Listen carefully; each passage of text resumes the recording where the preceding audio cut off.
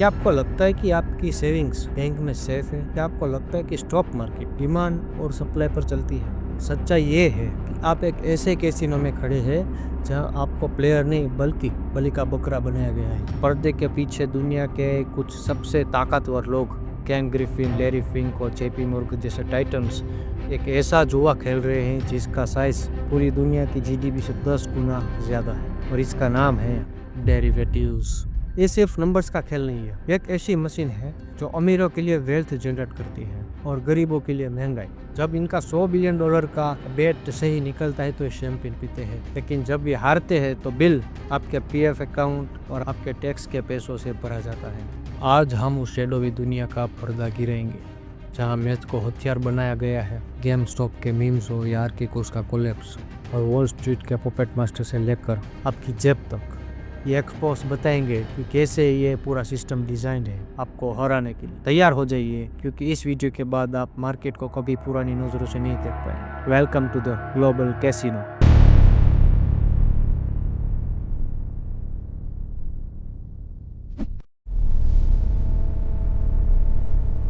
Derivatives होते क्या है? सिंपल शब्दों में ये वो कॉन्ट्रैक्ट्स है जिनकी अपनी कोई वैल्यू नहीं होती और वो अपनी कीमत किसी और चीज़ से चुराते हैं यानी डिराइव करते हैं, जैसे स्टॉक्स, सोना या फिर फॉरेन करेंसी।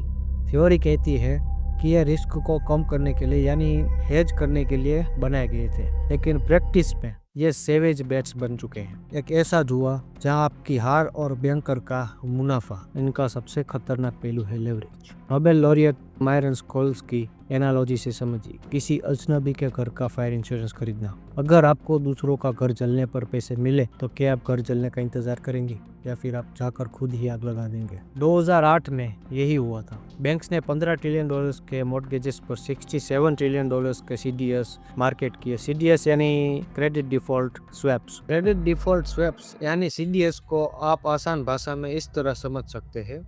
सीडीएस एक तरह का इंश्योरेंस यानी बीमा है जो इन्वेस्टर्स तब लेते हैं जब उन्हें डर होता है कि जिस कंपनी में उन्होंने पैसा डाला है वो डूब सकती है। इसमें इन्वेस्टर एक तीसरी पार्टी यानी सेलर्स को थोड़ी फीस देता है और बदले में सेलर ये गारंटी देता है कि अगर कंपनी ने पैसा नहीं लौटाए तो वो पूरा नुकसान भर देगा। यही होता है सीडीएस। मतलब जितने का घर नहीं था उसे 4 गुना ज्यादा की इंश्योरेंस बेट लगाई। इसी ने मार्केट कैश को आर्सन में बदल दिया। यह कोई छोटा मोटा खेल नहीं है। 2008 तक डेरिवेटिव्स मार्केट $684 ट्रिलियन तक पहुंच गई थी, जो उस वक्त की जीडीपी से 10 गुना ज्यादा था। यहाँ एक कैच है, 684 ट्रिलियन एक्चुअल कैश नहीं, इसे कहते हैं नोशनल वैल्यू यानी बेट्स की फेस वैल्यू। लेकिन डर यही है, अगर इस पहाड़ की 1% बेट्स भी फेल होती है तो ये पूरी ग्लोबल सिस्टम को एक डोमिनो इफेक्ट की तरह गिरा सकता है। अकेले गोल्डमैन सैक्स के पास 53 ट्रिलियन की डेरिवेटिव्स बुक थी। बेट्स का स्टैगरिंग ओपेक पहाड़। अब सवाल ये है कि इतना बड़ा रिस्क किसी को दिखा क्यों नहीं?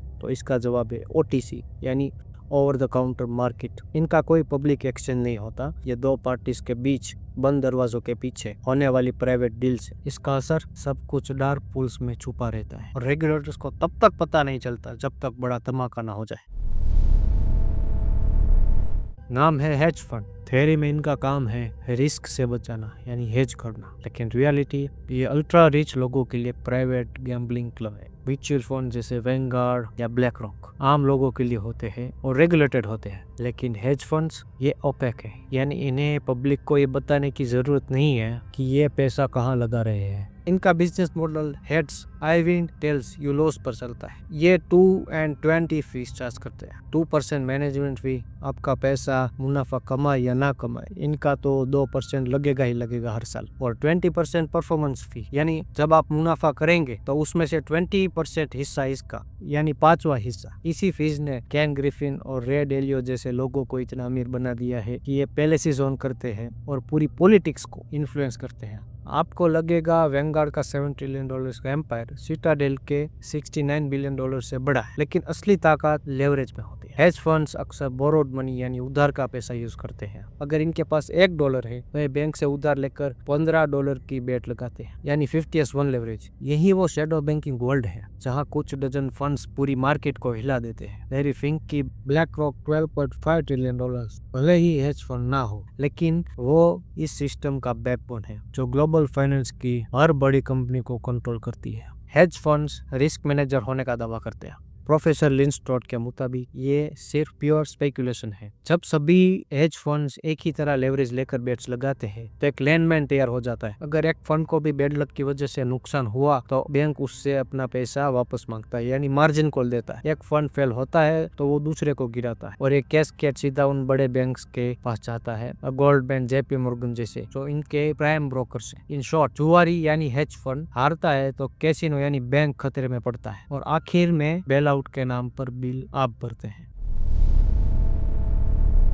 सबसे पहले बात करते हैं LTCM की। इसे कोई आम लोग नहीं बल्कि नोबेल प्राइज विनर्स और फाइनेंस के जीनियस चला रहे थे। इन्होंने सिर्फ $4 बिलियन के कैपिटल पर $1.25 ट्रिलियन के बेट्स लगाए, यानी 30:1 का लेवरेज। इनका मैथ्स परफेक्ट था लेकिन रियलिटी नहीं। जब रशिया ने डिफॉल्ट किया तो जीनियस पूरी दुनिया को डुबाने के करीब पहुंच गए। फिर फेड को बीच में आकर एक प्राइवेट बेल आउट करवाना पड़ा। अगर दुनिया के सबसे स्मार्ट लोग डेरिवेटिव्स को कंट्रोल नहीं कर पाए तो सोचिए आम बैंकर्स क्या कर रहे होंगे। 2008 का क्रैश ये कोई हादसा नहीं था, वो इंजीनियर्ड कैटास्ट्रोफ थी। AIG जो एक इंश्योरेंस कंपनी थी वो बैंकों के लिए कैसीनो डीलर बन गई। उन्होंने $2 ट्रिलियन के क्रेडिट डिफॉल्ट स्वैप्स का जुआ खेला बिना किसी बैकअप कैपिटल के। जब घरों की कीमत गिरी तो AIG तबाह हो गया। लेकिन ट्विस्ट ये है कि US गवर्नमेंट ने AIG को बचाने के लिए $180 बिलियन दिए, पर यह पैसा AIG के पास नहीं रुका। ये सीधा गोल्डमैन सैक्स और यूरोपियन बैंक्स की जेब में गया, जिन्हें AIG ने पैसा देना था। मतलब टैक्स पेयर का पैसा एलीट बैंक्स को बचाने के लिए वॉश किया गया।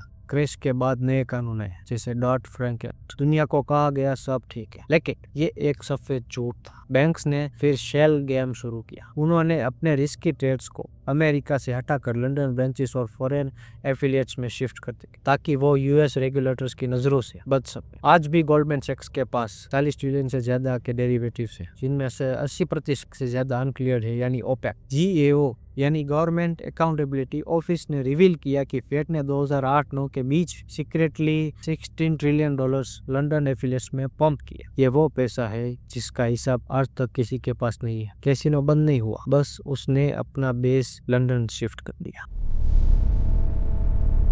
6 मई 2010 को दुनिया ने वो देखा जो पहले कभी नहीं हुआ। कुछ ही मिनट्स में मार्केट से $1 ट्रिलियन धुएं की तरह उड़ गए। डॉ जोन्स बिना किसी बड़ी खबर के 1000 पॉइंट्स गिर गया। इसे कहा गया फ्लैश क्रैश। देखिए, इसका विलन कोई बड़ा बैंक नहीं बल्कि लंदन के छोटे से घर में बैठा एक अकेला ट्रेडर था, नविंदर सारा ने स्पूफिंग नाम की एक स्ट्रेटेजी यूज की। उसने एल्गोरिथम्स के जरिए 200 मिलियन के सेल ऑर्डर्स मार्केट पे डाले। उसका मकसद उन्हें बेचना नहीं था, वो ऑर्डर्स एग्जीक्यूट होने से पहले ही कैंसिल कर दिए जाते थे। मार्केट के बाकी एल्गोरिथम्स को लगा कि बहुत बड़ा प्लेयर सब कुछ बेच रहा है। डर के मारे सबने बेचना शुरू किया। सारा ने नीचे के दाम पर डेरिवेटिव्स खरीदे और जब मार्केट वापस आई तो करोड़ों कमाए। एक अकेला इंसान सिर्फ कुछ लाइन्स के कोड से पूरी दुनिया की मार्केट को घुटनों पर ले आया। रेगुलेटर्स ने बाद में माना कि मैनिपुलेटर्स को पकड़ने के लिए फरारी को साइकिल से चेस कर रही है। आज की ट्रेडिंग ह्यूमन स्पीड पर नहीं, मशीन स्पीड पर हो रही है। नविंदर साराओ को जेल तो हुई, लेकिन एक्सपर्ट्स का मानना है कि उसे सिर्फ एक स्कैपगोट यानी बलि का बकरा बनाया गया ताकि लोग सिस्टम पर सवाल ना करें। असल सवाल ये है,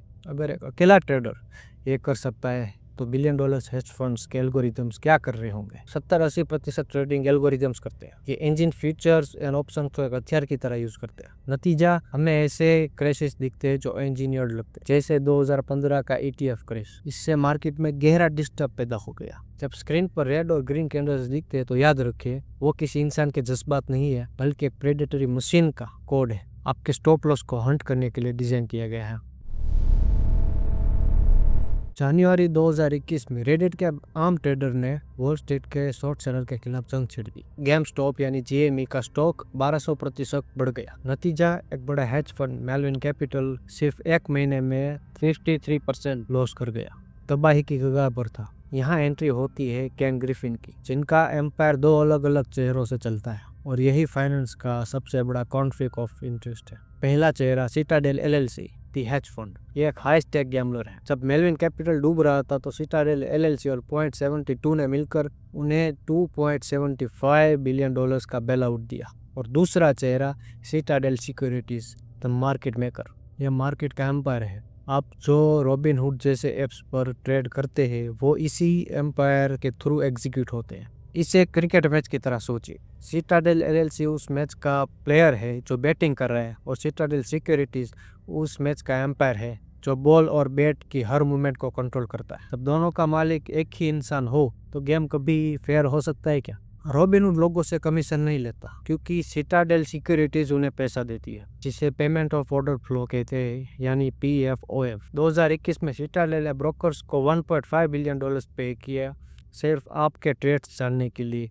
इसका मतलब सिटाडेल के पास गॉड व्यू है। उन्हें पहले से ही पता होता है कि लोग कब और क्या खरीद रहे हैं। जब GME का प्राइस पिक पर था और प्लेयर्स यानी हेज फंड्स हार रहे थे तो अचानक एम्पायर ने रूल बदल दिया। रॉबिनहुड ने बाय बटन ही बंद कर दिया, जिससे ट्रेडिंग बंद हो गई। रिटेल इन्वेस्टर्स का गुस्सा फूटा। उन्होंने इल्जाम लगाया कि सिटाडेल सिक्योरिटीज ने रॉबिनहुड पर दबाव बनाया ताकि उनका अपना हेज फंड, जिसने मेलविन को पैसे दिए थे, तबाह होने से बच जाए। सिटाडेल ने इसे कॉन्स्पिरेसी थ्योरी कहा, लेकिन कॉन्फ्लिक्ट ऑफ इंटरेस्ट साफ था। रेगुलेटर्स अभी भी इसे स्टडी कर रहे हैं, लेकिन गेमस्टॉप ने एक कड़वा सच दिखा दिया। आज का असली बैटलफील्ड ओपन मार्केट नहीं है, बल्कि वही पुराना इंफ्रास्ट्रक्चर है जिसे एलिट्स कंट्रोल करते हैं। सिस्टम इतना फ्रेजाइल है, जब आम आदमी जीतने लगता है तो एक कैसीनो का दरवाजा ही बंद कर देते हैं। मार्च 2021 में वॉल स्ट्रीट पर एक ऐसा धमाका हुआ जिसने बैंक्स के रिस्क मैनेजमेंट की पोल खोल दी। ये कहानी है बिल वांग और उनके फैमिली ऑफिस आर्केगोस कैपिटल की। एक ऐसा आदमी जिसने बिना किसी शोर के दुनिया के सबसे बड़े बैंक्स के नाक के नीचे से एक फाइनेंशियल बॉम्ब फिट कर दिया। अब सवाल है, बिल वांग ने यह किया कैसे? उसने यूज़ किया टोटल रिटर्न स्वैप्स, एक ऐसा डेरिवेटिव इंस्ट्रूमेंट जो किसी घोस्ट की तरह काम करता है। इन स्वैप्स की मदद से बिल वांग स्टॉक्स का मालिक बने बिना उनका प्रॉफिट और लॉस पर बेट लगाता था, क्योंकि वह स्टॉक्स टेक्निकली बैंक्स के नाम पर थे। बिल को यह कभी डिस्क्लोज नहीं करना पड़ा कि वो किन कंपनीज में कितना बड़ा स्टेक रखता है। उसने क्रेडिट स्विस, नोमुरा और गोल्डमैन सैक्स जैसे बैंक्स के पास जाकर अलग अलग बेट्स लगाए। हर बैंक को लगा कि बिल सिर्फ उनके साथ छोटा बिजनेस कर रहा है, लेकिन रियलिटी में उसने 100 बिलियन से ज्यादा का लेवरेज बिल्ड कर लिया था, बिल्कुल चुपचाप। जब उनके स्टॉक्स जैसे वायाकॉम, CBS गिरने लगे तो बैंक्स ने मार्जिन कॉल किया, यानी पैसा वापस मांगा, लेकिन बिल के पास देने के लिए कुछ नहीं था। एक ही हफ्ते में आर्केगोस तबाह हो गया। लेकिन असली नुकसान उन बैंक्स का हुआ जो स्मार्ट बनने की कोशिश कर रहे थे। नोमुरा और मॉर्गन स्टैनली को बिलियंस का चूना लगा, लेकिन सबसे बुरा हाल हुआ क्रेडिट स्विस का, जिसे $5.5 बिलियन का लॉस हुआ। ये वही जख्म था जिसने आगे चलकर क्रेडिट स्विस की कोलैप्स की बुनियाद रखी। आर्केगोस ने साबित किया कि आज भी फाइनेंस में ऐसे ब्लैक होल से जहां रेगुलेटर्स की नजर नहीं पहुंचती। आर्केगोस एक फैमिली ऑफिस था, इसलिए इसे हेज फंड्स की तरह रिपोर्टिंग करने की जरूरत नहीं पड़ती थी। अगर सिर्फ एक फैमिली ऑफिस बैंक्स को $10 बिलियन का झटका दे सकता है, तो ऐसे और कितने इनविजिबल वेल्स सिस्टम में तैर रहे होंगे। ये इंसिडेंस दिखाता है कि डेरिवेटिव्स ने रिस्क को खत्म नहीं किया, बल्कि उसे इतना गहरा छुपा दिया है कि जब धमाका होता है तो सीधा बैंक्स ही उड़ जाते हैं। एक ही कहानी बार बार। ग्लोबल फाइनेंस का एक अनरिटन रूल है, जब मुनाफा होता है तो वो उनका होता है, और जब नुकसान होता है तो वो हम सबका। हर फाइनेंशियल क्राइसिस में यही स्क्रिप्ट रिपीट होती है। जब बड़े गैम्बलर्स, हेज फंड्स और बैंक्स खुलकर जुआ खेलते हैं और जब उनके बेट्स उल्टे पड़ते हैं तो बिल आपके और मेरे नाम पर फाड़ दिए जाते हैं। 2008 में जब EIG डूब रहा था तो गवर्नमेंट ने उसे टैक्स पेयर के पैसों से बचाया, लेकिन ध्यान से सुनिए, गवर्नमेंट ने बैंक्स को उनके हर डूबते हुए डॉलर के बदले में पूरे 100 सेंट्स पे किया। कोई डिस्काउंट नहीं, कोई फीस नहीं। रिटर्स के लिन स्टॉट ने सही कहा था, गोल्डमैन सैक्स जैसे बैंक स्पेकुलेटिव बेट्स इसलिए लगा पाते हैं क्योंकि उन्हें पता है कि टैक्स पेयर उन्हें डूबने नहीं देंगे। इसे कहते हैं एक्सटर्नलाइज्ड रिस्क, यानी जुआ उनका लेकिन खतरा आपकी पेंशन और सेविंग्स का। इसे इस तरह सोचिए, अमीर हेज फंड पार्टनर एक अच्छे साल के बाद $100 मिलियन का बोनस लेकर अपने प्राइवेट जेट में निकल जाता है, लेकिन जब अगले साल वही फंड सिस्टम को क्रैश करता है तो एक आम नागरिक का PF खतरे में आ जाता है। फिक्स डिपॉजिट के इंटरेस्ट रेट्स गिर जाते हैं, उसकी जिंदगी भर की कमाई की वैल्यू कम हो जाती है। फिर गवर्नमेंट मार्केट स्टेबिलिटी के नाम पर बीच में आती है, बिलियंस डॉलर प्रिंट करती है, और वही पैसा घूम फिर के फिर से वही बड़े बैंक्स के पास पहुंच जाता है, जो अगले महीने फिर रिकॉर्ड प्रॉफिट्स करेंगे। ये पैसा कहाँ से आता है? आपके और मेरी जेब से, महंगा यानी इन्फ्लेशन के रूप में। फाइनेंशियल क्राइसिस इंक्वायरी कमीशन ने इसे साफ शब्दों में कहा था कि वॉल स्ट्रीट के ट्रेडिंग रूम में घुसना ऐसा था जैसे न्यूयॉर्क जितना बड़ा कैसीनो देखना, जहां आम जनता बिना किसी मर्जी के इंश्योरेंस प्रोवाइडर का काम कर रही थी। असली सच, मॉडर्न फाइनेंस का बिजनेस मॉडल यही है कि मुनाफा प्राइवेट रखो और नुकसान को पूरी सोसाइटी में बांट दो। ये कैपिटलिज्म नहीं, ये क्रोनिज्म है।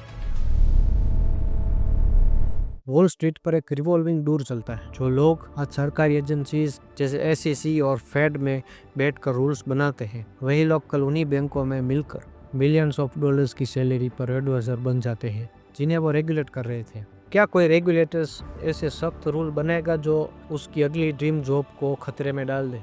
तब Janet Yellen x Fed chair Citadel जैसे फंड से करोड़ों की स्पीकिंग फीस लेती है, तो न्यूट्रलिटी का पर्दा वही गिर जाता है। ये लोग डेरिवेटिव्स को इतना कॉम्प्लेक्स क्यों बनाते हैं? ताकि रेगुलेटर्स और पॉलिटिशियंस सवाल ना उठा सके। इसे कहते हैं स्ट्रेटेजिक कॉम्प्लेक्सिटी। जब तक कोई जज या लीडर इन स्वैप्स और सीडीओस का मैथ समझता है, तब तक वॉल स्ट्रीट नया इंस्ट्रूमेंट तैयार कर चुकी होती है। इसे बंद करना इसलिए मुश्किल है क्योंकि इनोवेशन के नाम पर मैनिपुलेशन को छुपाते हैं। डॉट फ्रैंक एक्ट के बाद लोगों को लगा कि ओटीसी यानी ओवर द काउंटर मार्केट बंद हो जाएगा, लेकिन बैंकों ने शातिर बैकडोर ढूंढा। उन्होंने अपने रिस्की ट्रेड्स को लंदन ब्रांचेस में शिफ्ट कर दिया, जहां यूएस रेगुलेटर्स की पहुंच नहीं थी। पब्लिक ट्रांसपेरेंसी सिर्फ स्पीच में होती है, रियल पेपर ट्रेल आज भी धुंधला है। जब ये लोग पकड़े जाते हैं तो क्या होता है? कोई जेल नहीं जाता, बैंक सिर्फ एक फाइन भरता है। लेकिन ध्यान से सोचिए, अगर आप 10 बिलियन का चूना लगाकर 500 मिलियन का फाइन भरते हैं तो क्या वो सजा है? नहीं, वो सिर्फ एक बिजनेस एक्सपेंस है। बर्नी मैडोफ को 150 साल की सजा हुई क्योंकि उसने अमीरों का पैसा डुबाया। लेकिन 2008 में पूरी दुनिया की इकोनॉमी को तबाह करने वाले एग्जीक्यूटिव आज भी अपनी यॉट्स में घूम रहे हैं। क्यों? क्योंकि ये सिस्टम उन्होंने अपने लिए अपने ही दोस्तों के जरिए लिखवाया है। इंसानियत का 1%। अब वक्त है उन पपेट मास्टर्स का नाम लेने का जो इस फाइनेंशियल कैसीनो के असली मालिक है। Can Griffin, net worth $15 billion. Jamie demon, JP Morgan, net worth $3 billion. Larry Fink, black rock, ये शायद दुनिया का सबसे ताकतवर इंसान है। इनकी कंपनी ब्लैक रॉक लगभग $12.5 ट्रिलियन मैनेज करती है। ये कुछ ऐसे लोग हैं जो पूरे कॉर्पोरेट अमेरिका और ग्लोबल मार्केट का सबसे बड़ा हिस्सा ओन करते हैं। ब्लैक रॉक सिर्फ एक इन्वेस्टर नहीं है, वो हर उस बड़ी कंपनी का लार्जेस्ट शेयर होल्डर है जिसका नाम आपने सुना है। ब्लैक रॉक की ताकत का अंदाजा आप इस बात से लगाए कि जब 2008 और 2020 में इकोनॉमी डूब रही थी तो फेडरल रिजर्व यानी फेड ने ब्लैक रॉक को हायर किया सिस्टम को बचाने के लिए। एक प्राइवेट कंपनी गवर्नमेंट को बता रही है कि किस एसेट को बेचना चाहिए और किसे डूबने देना चाहिए। ये कॉन्फ्लिक्ट ऑफ इंटरेस्ट का सबसे बड़ा एग्जाम्पल है, जहाँ प्लेयर ही एम्पायर को एडवाइस कर रहा है। इन टाइटन्स का इन्फ्लुएंस सिर्फ बैंक्स तक लिमिटेड नहीं है, ये जियोपॉलिटिक्स के असली खिलाड़ी है। इनका पैसा दुनिया भर में होने वाली वॉर्स और कॉन्फ्लिक्ट्स को फ्यूल करता है। कैसे? क्योंकि दुनिया के सबसे बड़ी डिफेंस और वेपन्स बनाने वाली कंपनीज में ब्लैक रॉक और वेंगार्ड जैसे जायंट्स ही सबसे बड़े शेयर होल्डर्स है। जब दुनिया में किसी भी कोने में जंग होती है तो आम और मासूम लोग की जान जाती है, लेकिन इन पपेट मास्टर्स के लिए ये एक इन्वेस्टमेंट अपॉर्चुनिटी है। इनका मुनाफा तब भी होता है जब मार्केट क्रैश होता है और तब भी होता है जब दुनिया लड़ रही होती है। Janet Yellen, x Fed chair और यूएस ट्रेजरी सेक्रेटरी ने सिटाडेल जैसे फंड से करोड़ों की स्पीकिंग फीस ली। तब तक आप वोट देते हैं, ये टाइटन्स पहले ही दोनों तरफ के कैंडिडेट्स को बैंक रोल कर चुके होते हैं, यानी पैसा दे देते हैं। आपकी चुनी हुई सरकार वही करती है जो फाइनेंशियल जायंट्स चाहते हैं। इसी वजह से गेमस्टॉप जैसे इंसिडेंट्स के वक्त भी सिटाडेल जैसे बड़े नामों पर आज नहीं आती है। इस पूरे सिस्टम को विजर्ड ऑफ ओज की तरह समझिए। पर्दे के पीछे कुछ शैडोवे बैंकर्स बैठे हैं जो कॉम्प्लेक्सिटी यानी डेरिवेटिव्स और मैथ का एक पर्दा बनाए रखते हैं। वो डार्क ट्रेड से एसेट्स की कीमत बढ़ाते हैं और एल्गोरिथम से स्टॉक प्राइस को मैनिपुलेट करते हैं। बाकी दुनिया, आप, मैं, रिटेल ट्रेडर्स और पेंसर्स सिर्फ वो चमकता हुआ पर्दा देखते हैं। हमें लगता है मार्केट फ्री है, लेकिन असल में डोरे तो ये पपेट मास्टर ही खींच रहे हैं। ये सारी बातें सुनने में शायद किसी हॉलीवुड मूवी की स्क्रिप्ट लगती है, लेकिन याद रखिए ये फैंटेसी नहीं है, ये उन्हीं पपेट मास्टर की लिखी हुई हकीकत है। हम यहाँ किसी अंधविश्वास की नहीं बल्कि डॉक्यूमेंटेड फैक्ट्स की बात कर रहे हैं। ये बेल आउट्स रियल है, ये $1 ट्रिलियन का कर्जा रियल है, ये रिट सिस्टम भी बिल्कुल रियल है। आज की ग्लोबल इकोनॉमी एक ऐसे ताश के महल की तरह है जो धोखे के आईने के पीछे खड़ा है। डेरिवेटिव्स वो धोखा है जो असली खतरे को छुपा देता है ताकि किसी को पता ना चले कि सिस्टम कितना खोखला है और इस गिरते हुए महल को टैक्स के पैसों से चिपका कर रखा गया है। अगर आपको लगता है कि सिर्फ अमेरिका या वॉल स्ट्रीट का प्रॉब्लम है तो आप बहुत बड़ी भूल कर रहे हैं। जब ग्लोबल मार्केट में इलाइट गैम्बलर्स हारते हैं तो उसका असर आपके पीएफ आपके लाइफ इंश्योरेंस, आपके फिक्स डिपॉजिट की इंटरेस्ट रेट्स पर पड़ता है, तब ये बैंक्स डूबने लगते हैं तो सरकारें बिलियन डॉलर्स प्रिंट करती हैं, जिससे महंगाई बढ़ती है। आज जो आप पेट्रोल, डीजल और राशन के एक्स्ट्रा पैसे दे रहे हैं, वो असल में इन्हीं बड़े गैम्बलर्स की नुकसानी की भरपाई है। ये जाल वॉल स्ट्रीट से शुरू होता है, लेकिन खत्म आपकी थाली और आपकी जेब पर होता है। सवाल ये नहीं है कि अगला क्राइसिस कब आएगा, सवाल ये है कि तब तक हम फाइनेंशियल लिटरेसी का हथियार उठाएंगे या फिर वॉल स्ट्रीट और डेला स्ट्रीट के कैसीनो की लाइट्स तब तक हमें अंधा रखेगी, जब तक हमारी पूरी सेविंग्स धुआं ना हो जाए। कैमरा इस एक्सपोज पर पर्दा गिरा सकता है, लेकिन पर्दे के पीछे गैम्बल आज भी जारी है। और याद रखें, इस कैसीनो में हाउस हमेशा जीतता है, जब तक कि आप इस रिग्ड गेम को समझना शुरू ना कर दें। नमस्कार दोस्तों, अगर ये वीडियो आपको पसंद आए तो लाइक करें और कमेंट में बताइए कि वीडियो कैसा लगा। और ऐसे वीडियोस के लिए इस चैनल को सब्सक्राइब करें।